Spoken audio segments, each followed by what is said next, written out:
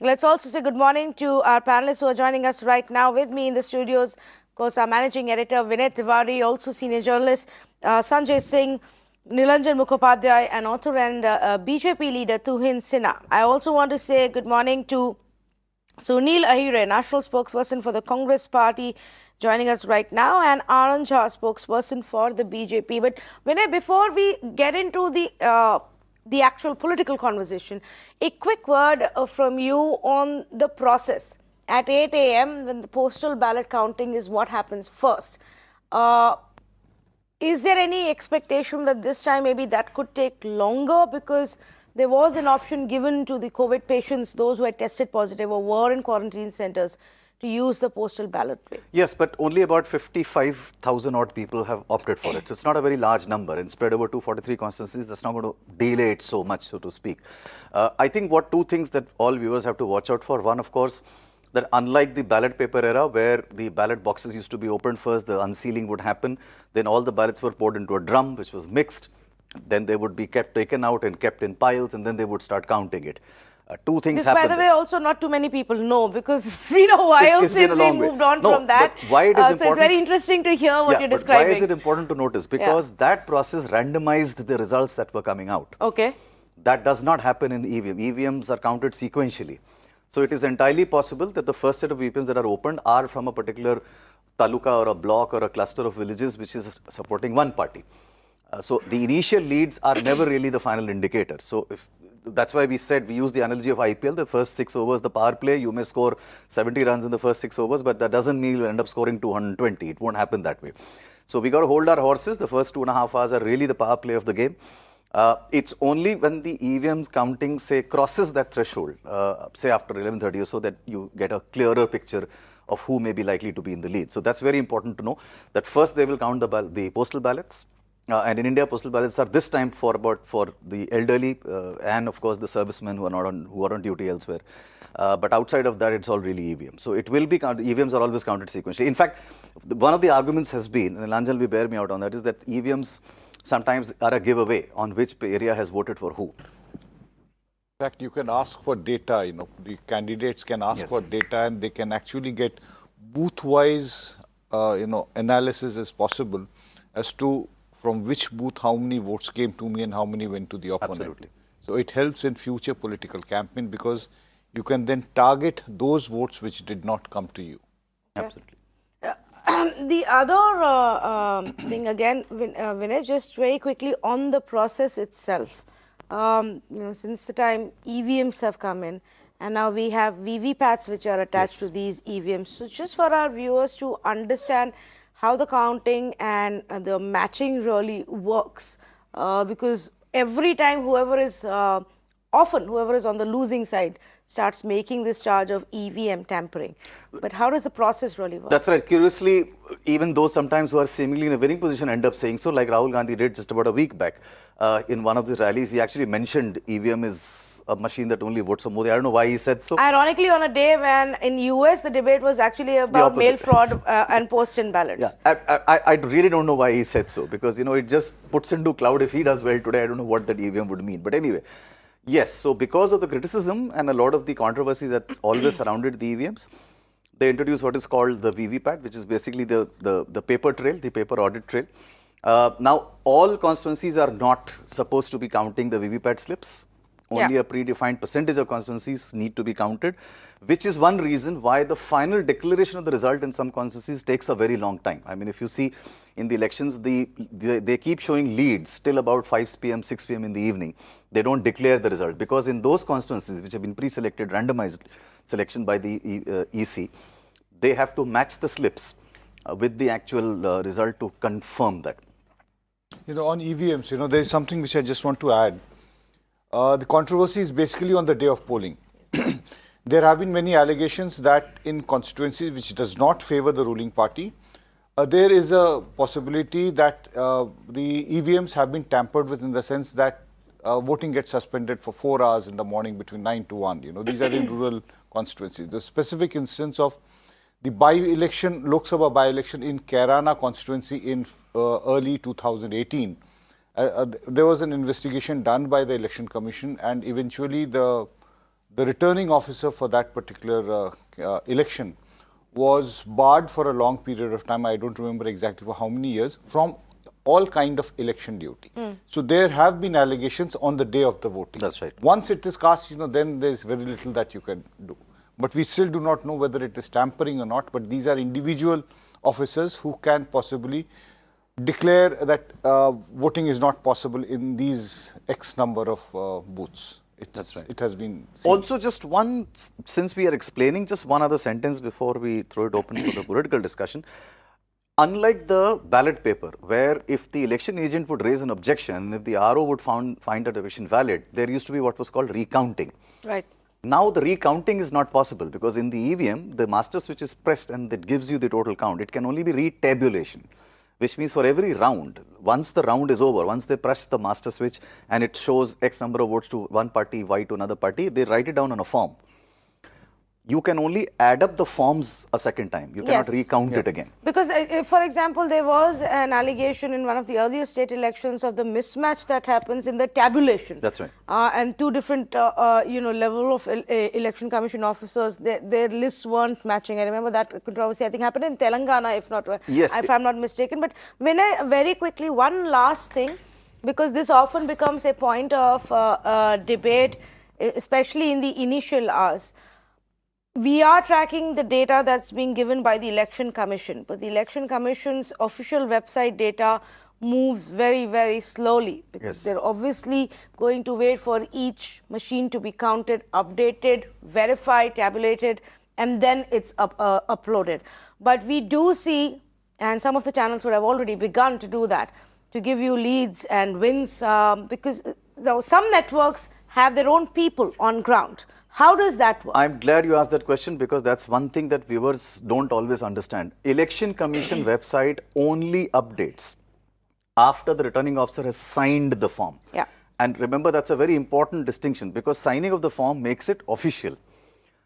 The data that we subscribe to and all the other channels subscribe to, unless they have their own people, comes through an agency centralized called AC Nielsen, which has its own data collectors at the counting stations. The minute they see that the forms have been filled up and the tabulation has been done, they pass it on to us. So they don't necessarily wait for the signing. Signing is a formality. But in a government process, the formality is important. At the stage of announcing the result. That's right. But not at the time of leads, which is there on the Election Commission website. That's right. So the Election Commission has also changed with time. It's changed with time. I think that is to be appreciated. That's right. But it's still far slower and sometimes but it's far some more of the authentic. networks... In 2015, if I can remind you, there were several channels which called the elections. So the UP elections. UP No, elections for was Bihar, another I disaster. remember Bihar in also. 2015, they called it for NDA. And then the trend reversed completely by within 2 hours. The same thing, after the initial power play and then the middle overs. Because you're not always going to be able to have your own feet on ground at every counting center, which is what a lot of networks also depend on. Right. And if you don't have your feet on ground getting the right input at every counting center, sometimes that can go haywire. So we are going to, like Vinay pointed out, we're using the data that most networks do use, which is the Nielsen data, but I'll also keep telling you officially what's happening on the Election Commission website as well. The leads and the wins, those are the ones that will, at the end of the day, tell you what are the results going to be like with finality. This is a result of a very competitive kind of competition amongst media outlets. The numbers that some of the channels show, and some have already started showing some numbers because consumer has a remote in his hand. He keeps on flicking the channels, and wherever he sees those numbers, they stick to that for a while, then move on. But what actually the tendency I have seen among channels also, and whosoever is any worthwhile channel, after a certain period in time, they all go back to EC kind of data. It has to be. And the power play that Vinay was talking about, once that power play is over, then almost everybody sticks on to the EC channel, EC official website and the figures given therein. So that's a kind of a tricky situation. If you want to titillate and excite the viewers, and sometimes we actually do, and therefore those matches and mismatches appear. Okay, so we will wait for the initial numbers to come in without jumping the gun. I will also keep telling you about what the Election Commission is saying because, like Sanjay said, at the end of the day, everybody ends up referring to that in terms of finality.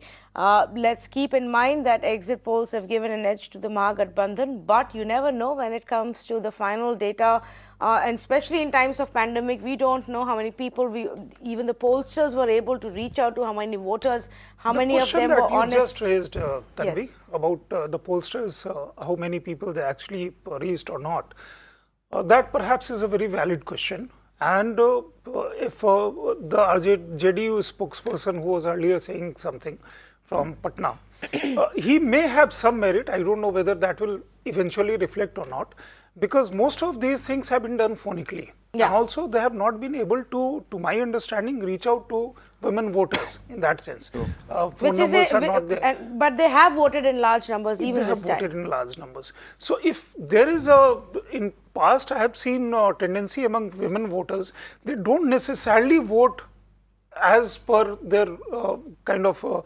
male head of the family, because they have their own issues, and that's a day when they actually feel very empowered. Women across country, particularly in rural areas. So if they have voted differently, as per whatever benefits they receive, and they think that this particular set of people may benefit them in future.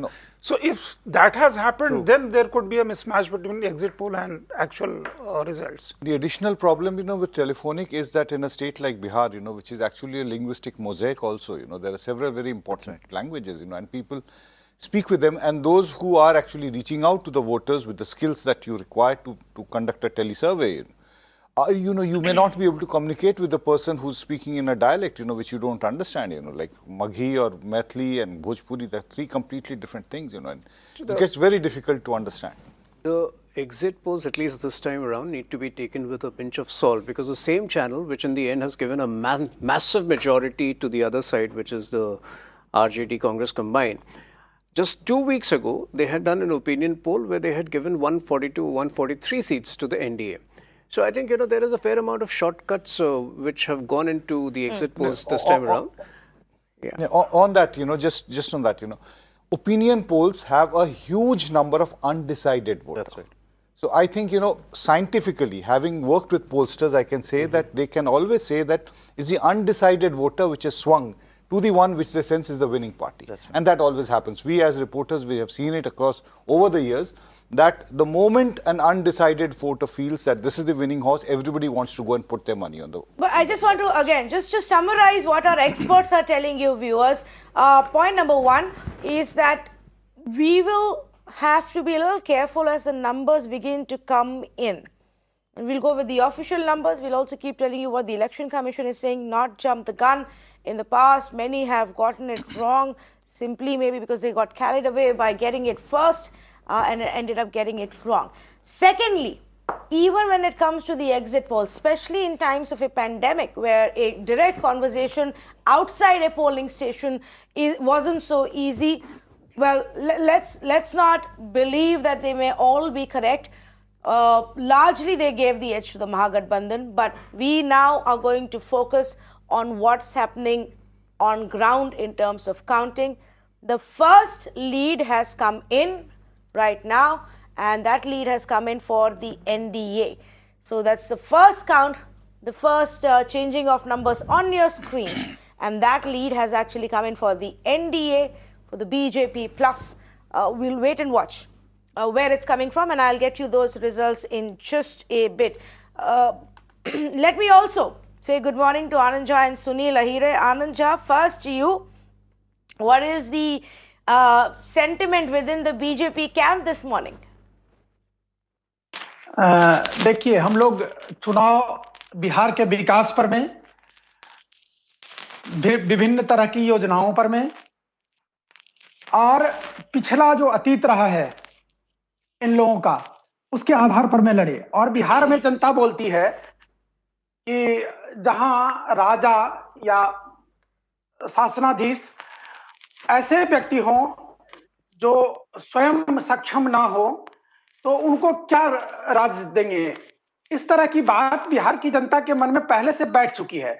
और हमारी जो केंद्र की योजनाएं और नीतीश जी के निश्चयपूर्ण कई कार्य, अनेकों कार्य जो पिछले काफी वर्षों में रहा है, साथ साथ जो लॉ एंड ऑर्डर की समस्या थी उसको, हर घर में बिजली पहुंचने की जो बात थी उसको, हर गांव को सड़क से जोड़ने की जो बात थी उसको, गंगा नदी पर में जो अनेकों पुल बने उसको, कई पुल कई नदियों पर में जैसे कोसी पर में बना, मिथिलांचल 2 पार्ट में बटा हुआ था उसको जोड़ा गया, अनेकों रेल के नई ट्रेनें चलाई गई। इस तरह की जो विकास योजनाएं रही हैं उसके आधार पर में हम लोग पूरे आश्वस्त हैं और आपको भी आश्वस्त करना चाहते हैं कि बिहार की जनता अपना मन बना चुकी है, मत दे चुकी है और बिहार अपने विकास की तरफ बढ़ रही है। बिहार की जनता विकास के लिए वोट की है और हमारी सरकार बनेगी। कि एक चीज़ मैं यहाँ ऐड करना चाहता हूँ कि कोविड के समय में जो एक नॉर्मल जो एक रिस्क टेकिंग एबिलिटी रहती है, प्रोपेंसिटी रहती है लोगों की, कम हो गई है। तो ऐसे समय में जो एक टेस्टेड सरकार है 15 सालों से जो डिलीवर कर रही है, उसको छोड़कर केवल बातों पर रैबल राउजिंग पे लोग क्यों वोट देंगे? ये एक मानसिकता है जो कि one needs to study, and I feel they will go for the tested party which has been delivering for the last 15 years, because if you look at the GDP growth, it has been above the national average GDP growth, at least in the last 3 years consistently, 11%, 12%. The massive road construction which he was just mentioning, 25 bridges over a period of the last 15 years. And plus, the COVID management, you give it some amount of some innate Bihari tricks, वो कुछ करते होंगे, लेकिन जो lowest mortality rate, lowest वो पूरे 6 महीने में ये साबित हुआ है कि one of the best administrations जो है वो बिहार में है इस वक्त।